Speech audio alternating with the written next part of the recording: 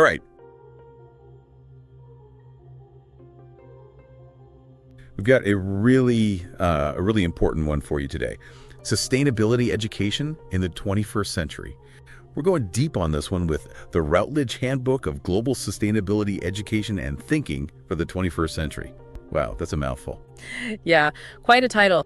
But it really gives you a sense of just how massive and complex this whole field is. Yeah, and this handbook, it's not messing around. I mean, it goes into like the nitty-gritty of the science behind environmental change, and then it zooms out to like the big picture of how we can actually teach people to rethink their place in the world. It's a pretty wild ride. And that's exactly why we're doing this deep dive, to kind of distill it all down, pull out the really key insights that you need to know without drowning in a sea of academic jargon. Right. Your time is precious. We want to make sure that you come away from this with knowledge that sticks. Knowledge that you can actually use. Yeah. So where do we even begin with all of this? I mean, climate change seems like a pretty good place to start, right? It's kind of like the foundation of everything we're talking about here. Absolutely. You can't really talk about sustainability education without tackling this elephant in the room. Yeah. And this handbook, it pulls no punches. It's drawing on like the IPCC reports and tons of other research. And the message is crystal clear. Climate change is real, it's happening now, and it's largely caused by us. Yeah. And the impacts are like everywhere you look. I mean, from the crazy intense storms we're seeing to the way agriculture is changing, it's pretty hard to ignore. Right. And the handbook goes into all of that. It talks about how the planet is warming like on every continent and in the oceans, how that's messing with ecosystems and putting a ton of pressure on people all over the world. Okay, so we know it's bad, but what can we actually do about it? I mean, is it even possible to fix this mess at this point? Well, the handbook is actually pretty optimistic about that. It says that we can still avoid the worst case scenarios, but it's going to take some serious effort. Like we need to make some big cuts to our greenhouse gas emissions, like aiming for net zero globally by the middle of the century. Net zero by 2050. That's only like 25 years away. I mean, that seems like a pretty tall order. It is. It's a huge challenge, but it's not impossible. The handbook lays out a bunch of different strategies for getting there, but the key takeaway is that it's going to take a global effort. Like everybody needs to be on board with this. Governments, businesses, individuals, we all have a role to play. Right. Okay, so from the big global picture, let's zoom in on something a little smaller but still super important. Pollinators, like bees. Ah, yes, the bees, these tiny creatures that we often take for granted. But the handbook makes it super clear that they're actually like essential for life as we know it. Yeah, it's crazy to think about how much we rely on them for our food. I mean, the handbook says that something like 75% of the crops we grow for food depend on insect pollination. That's right. So, your morning coffee, your afternoon snack, your dinner, it's all thanks to these little guys. And the handbook highlights how bee populations are actually declining all over the world, and that's a big problem. Yeah.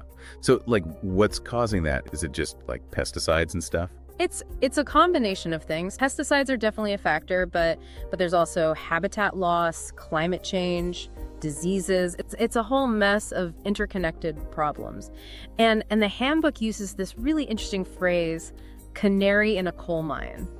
It's saying that bees are like an early warning signal for the health of the planet. Oh, I get it. Like, if the bees are struggling, it means something's seriously wrong with the environment as a whole. Exactly. And it's not just about food either. Bees are also crucial for maintaining healthy ecosystems, which provide us with clean water, medicines, and all sorts of other benefits.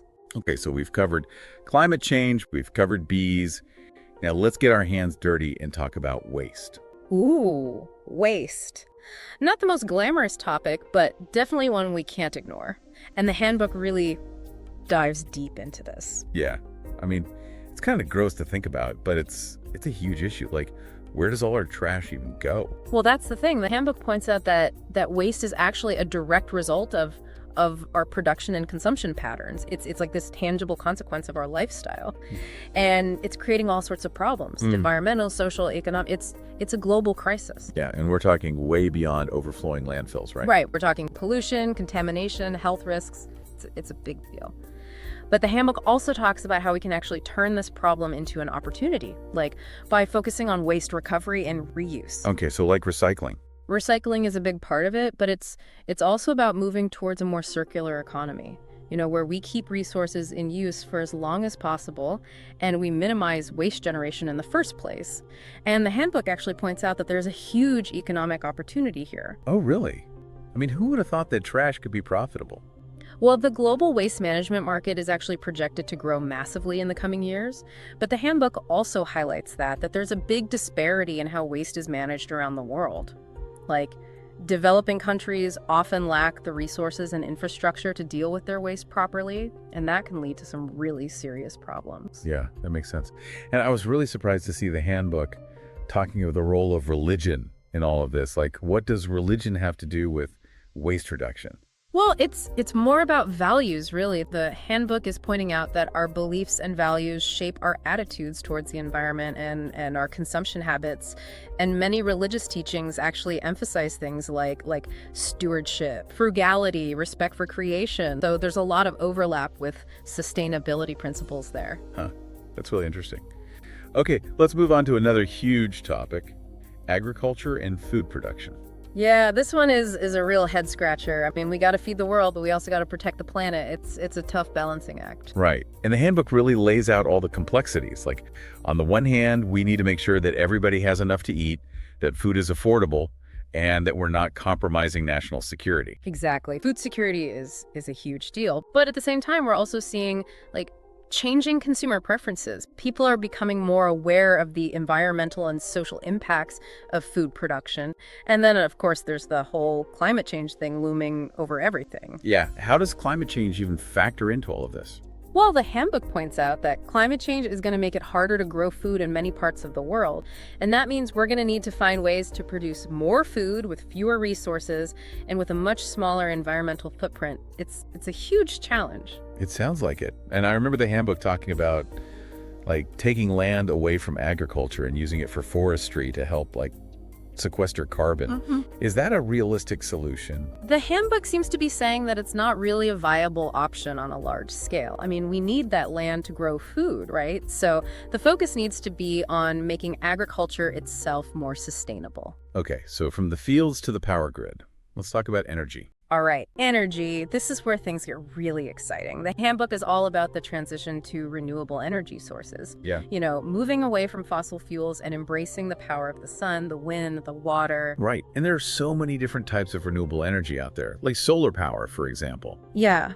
The handbook goes into all the different technologies, there's photovoltaics, which is what most people think of when they hear solar power, those panels you see on rooftops.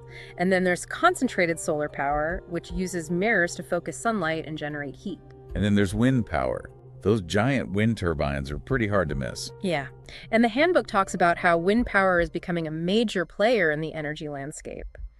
But it also acknowledges some of the challenges like land use and potential impacts on wildlife. Right. And then there's hydropower. That's been around for a while, but it has its own set of issues, right? Yeah, big dams can have some pretty serious environmental impacts. But the handbook also talks about smaller scale hydropower systems, which can be more sustainable. And what about the ocean? There's got to be a way to harness all that energy, right? Oh, yeah. The handbook talks about things like wave energy converters and tidal energy systems. It's a whole new frontier of renewable energy. And then we have geothermal energy, tapping into the heat of the Earth itself. Right. Geothermal is a really cool technology, and the handbook gives a good overview of how it works. So it's clear that we have a lot of options when it comes to renewable energy. We do. And the handbook is really optimistic about the potential of these technologies to transform our energy system. Okay, so we've talked about the challenges and the solutions. Now let's talk about how we actually educate people about all of this. Yeah, education is key. If we want to create a sustainable future, we need to equip people with the knowledge, skills, and values to make it happen. And the handbook has a whole section on pedagogy and strategies for sustainability education. So, how do we teach people about all this stuff in a way that actually sticks?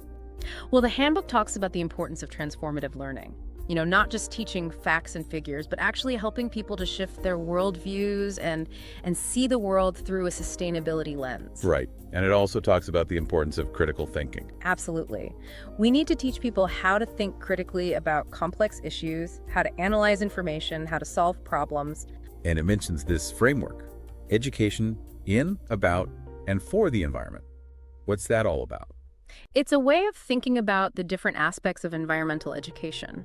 So, education in the environment is all about getting people out into nature, having direct experiences, and developing a connection with the natural world.